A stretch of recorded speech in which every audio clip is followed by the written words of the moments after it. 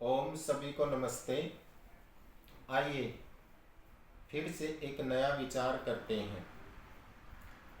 आज हम विचार करेंगे कि दिल्ली में जो कैलाश हिल्स में एक घटना घटी 2 से 4 दिन पहले। एक राजस्थान के नौजवान युवक ने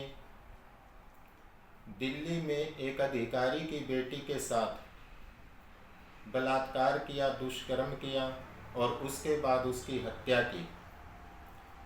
आओ इस पे विचार करते हैं कि ये ऐसी घटना समाज में क्यों घटती है।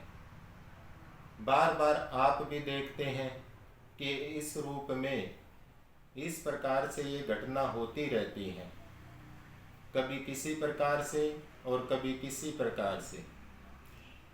2-3 दिन से जैसे अखबार पढ़ रहे हैं तो उसमें बात आ रही है कि पहले यह युवक इनके घर में नौकरी करता था, घरेलू सहायक के रूप में, और उसे घर की सभी जानकारियों का पता था। गेट जो दरवाजे होते हैं, जो लॉक आदि होते हैं, वे कैसे खुलते हैं, उस सब का पता था।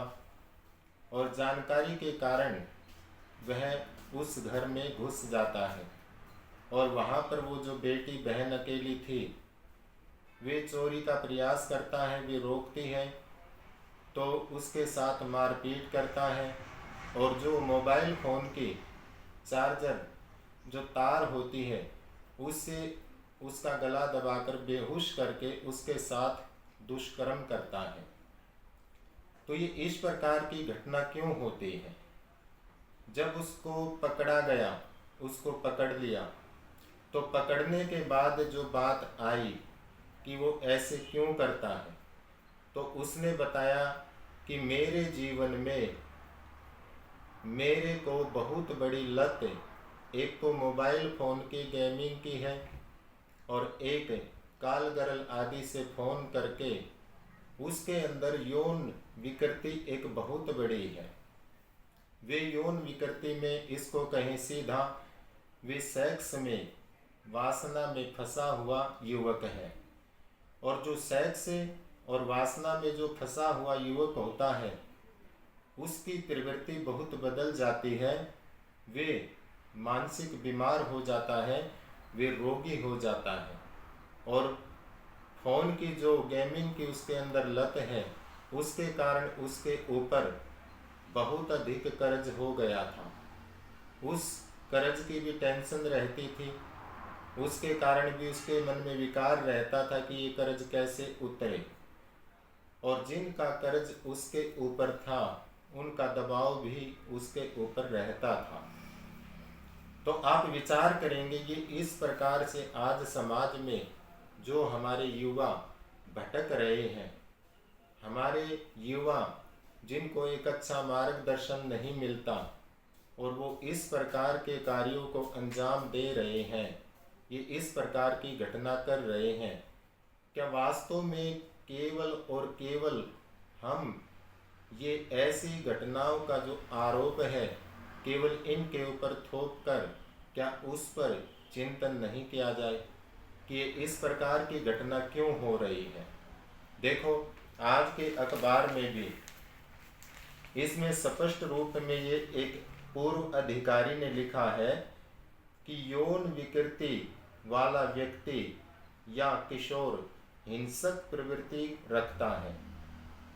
निर्भया जो 2016 में एक कांड हुआ था निर्भया बहन के साथ, निर्भया व उसके जैसे अन्य केस में भी ऐसा देखने को मिला था।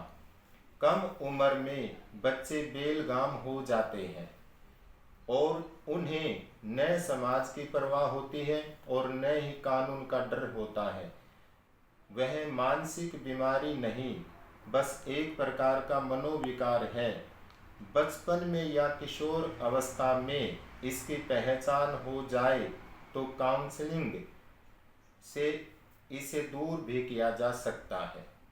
अब आप विचार करेंगे, एक तो यहाँ पर ये लिखा जा रहा है कि बचपन में या किशोर अवस्था में इसकी पहचान हो जाए। देखो, हम बार बार एक बात कहते हैं कि बचपन में अगर बालक को ब्रह्मचर्य की शिक्षा दी जाए, उसे ब्रह्मचर्य के गुण बताए जाए, तो ऐसा बालक कभी भटक नहीं सकता, उसकी दिशा कभी मुड़ नहीं सकती। वो बड़ा होकर ब्रह्मचर्य का पालन करके बड़ा होकर वे सभी बहन बेटियों की इज्जत और सम्मान करेगा, क्योंकि उसे ब्रह्मचर्य के गुणों का पता है। और जो ये अखबार में पूर्व अधिकारी काउंसलिंग की बात कर रहे हैं, ये काउंसलिंग होती क्या है? ये काउंसलिंग एक संस्कार रूप में होती है, जिसे हम हिंदी में स्पष्ट रूप में संस्कार कहते हैं। और ये कह रहे हैं यहाँ पर, आप देखो कैसी बात कर रहे हैं कि बच्चे, समाज की परवाह नहीं होती बच्चों को, और उनको कानून का डर नहीं होता। बच्चे तो बच्चे होते हैं, उन्हें समाज की परवाह नहीं होती। समाज की परवाह होती है जब एक नौजवान युवक बुद्धिमान हो जाता है, जब एक नौजवान युवक कानून को समझ जाता है कि कानून किसे कहते हैं और कानून की परिभाषा को अच्छी प्रकार से जानता है। लेकिन फिर भी मैं ये कहना चाहूँगा कि देखो, बिना संस्कार के निर्माण नहीं हो सकता। जब तक एक बालक को बचपन में गुरुकुल में नहीं पढ़ाया जाएगा और वहाँ पर उसको अच्छे संस्कार नहीं दिए जाएंगे, वह बिना संस्कार के मनुष्य का निर्माण हो ही नहीं सकता। क्योंकि संस्कार ही वह चीज होती है, संस्कार की शिक्षा ही जीवन को बदलती है, और संस्कार ही जीवन का निर्माण करते हैं। संस्कार ही मनुष्य को मनुष्य बनाते हैं। बिना संस्कार के कदापि भी निर्माण नहीं हो सकता।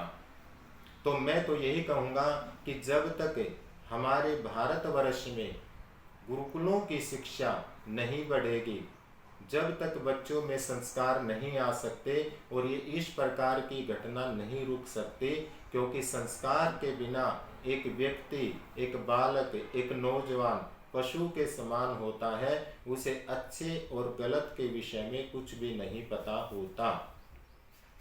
और एक इस अखबार में लिखा है कि इसको गेमिंग के साथ जो मोबाइल फोन पर अश्लीलता से भरी वीडियो आती है, जिसमें अश्लीलता दिखाई जाती है, गंदी फिल्में दिखाई जाती हैं, उसकी भी लत इसको पड़ी हुई थी। अब आप विचार करें, जब मोबाइल फोन पर इतनी गंदी चीज़ें परोसी जाएंगी, मोबाइल फोन पर इतनी गंदी चीज़ें दिखाई जाएंगी, नंगी फिल्में दिखाई जाएंगी, तो ये नौजवान भटकेंगे नहीं तो और इनका क्या होगा। एक तरफ तो हम जब ये घटना घट जाती है, ऐसे नौजवानों को आरोपित मानकर उनको घसीटते हैं, उनको जेल में डालते हैं, और दूसरी ओर मोबाइल फोन पर ये इस प्रकार की अश्लीलता, ये गंदी फिल्में, ये नंगी फिल्में दिखाई जाती हैं, जिनके देखने के बाद ये युवा भटकते हैं। तो ये तो सरकार का कर्तव्य बनता है कि मोबाइल फोन पर जितनी भी गंदी फिल्में आती हैं, जितनी भी अश्लीलता से भरी फिल्में दिखाई जाती हैं, नंगी फिल्में दिखाई जाती हैं, उन सब पर बहुत ही कड़ा और बहुत ही सख्त प्रतिबंध लगाया जाए, जिससे हमारे नौजवान ये अश्लीलता से दूर रहें, ये जो नंगी फिल्में फोन में दिखाई जाती हैं इससे दूर रहे। और सरकार चाहे तो हो सकता है, सरकार चाहे तो एक दिन में हो सकता है, इन पे बहुत ही कड़ा सख्त निर्देश करके इन पर प्रतिबंध लगाया जा सकता है। तो देखो, ये मानसिकता बदली कहाँ से है, ये मानसिकता कहाँ से परिवर्तन हो गई इस युवक की।